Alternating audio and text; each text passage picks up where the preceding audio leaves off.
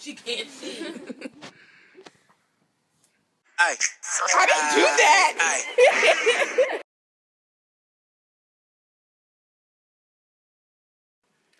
Should I wear this leotard?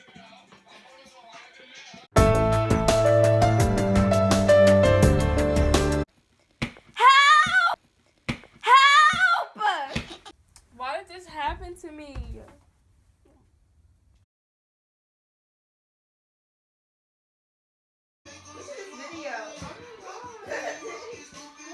Where's Destiny?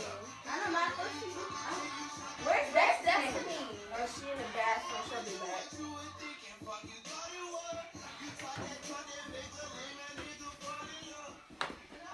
That's Destiny! Are you okay? Oh my God, are you okay? What?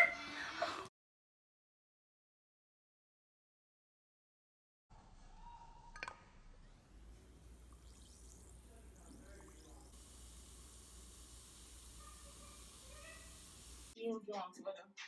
I'm sorry, I've been busy. You got a boyfriend? No.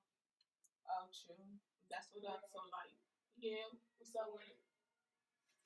You said what? Like, you know, look like a drink.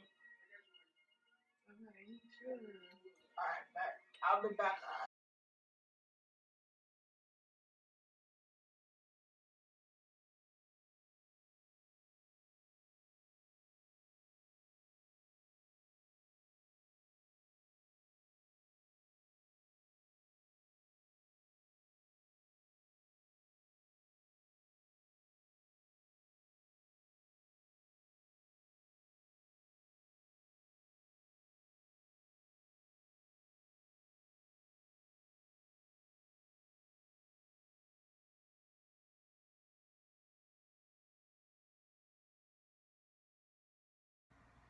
Do you know how many cases don't get reported because women think it's their fault?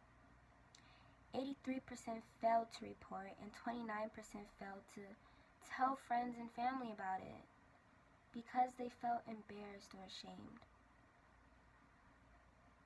This is a very traumatizing event for her mental health. Adolescent females and young adults ages 16 through 24 are 4 times likely to be sexually assaulted at parties. About 25% of women report that drugs are a factor in a rape. Mostly ecstasy and marijuana cause rapes at parties. Young adults should not travel alone, but with large groups to prevent this type of situation. In addition, not taking things from others or leaving a drink.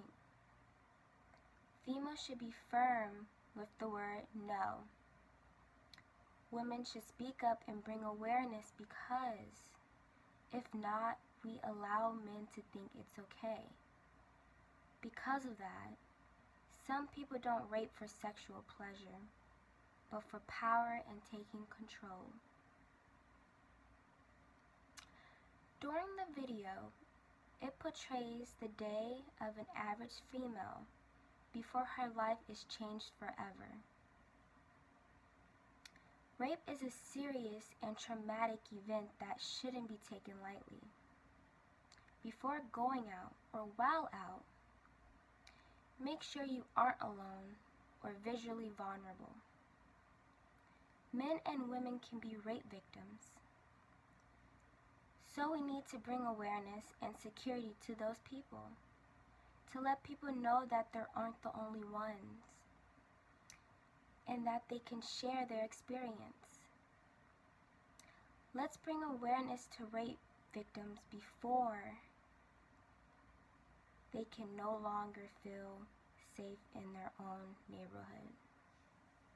2003, I was a junior in high school and I came home from school and there was someone waiting inside of my house for me, apparently, and he knocked me down on the floor and his face was covered so I couldn't see what he looked like, but he put a knife to my throat and then covered my head so I couldn't see anything that was going on, and I couldn't identify him, and he raped me in my house. I later found out that it was a man named Anthony Aliano who was a serial rapist. Well, the assault itself was obviously traumatic, and Aliano threatened to kill me if I called the police, which I did after he left my house. And so that was taking a risk on my part, and I thought that that's what I should do, so I called the police. And I found out years later through the Commercial Appeals investigation of the case that the sheriff's detective who responded to my rape case never believed that a crime had occurred. And the case was never investigated, and obviously my rape kit was never tested until 9 years later. To find out that I'm part of this systems-wide failure is shocking, but not surprising. Well, it's my understanding that we live in a culture of disbelief when it comes to rape and sexual assault. And when the Sheriff's Department and MPD openly disbelieved me and other victims of Anthony Aliano when we reported our rapes, that was symptomatic of such a culture of disbelief, and it enabled Aliano to rape many women for the next 10 years. And I wouldn't expect my case to be the exception to that, so it's not surprising that to find out that on a much larger scale, rapes were being just discounted and not investigated. I think that definitely I'm a stronger person because of it, and I would imagine that we have thousands of really strong women in Memphis whose cases are in the backlog right now as well.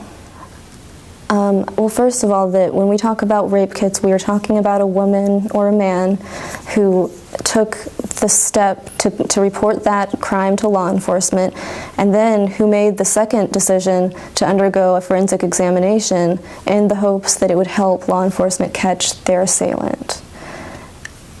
That trust has been violated for each one of the untested rape kits that MPD has in their custody.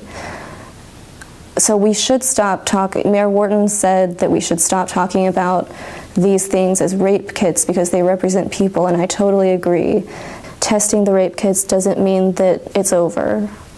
We have to test the rape kits and then do something with whatever we get from testing them.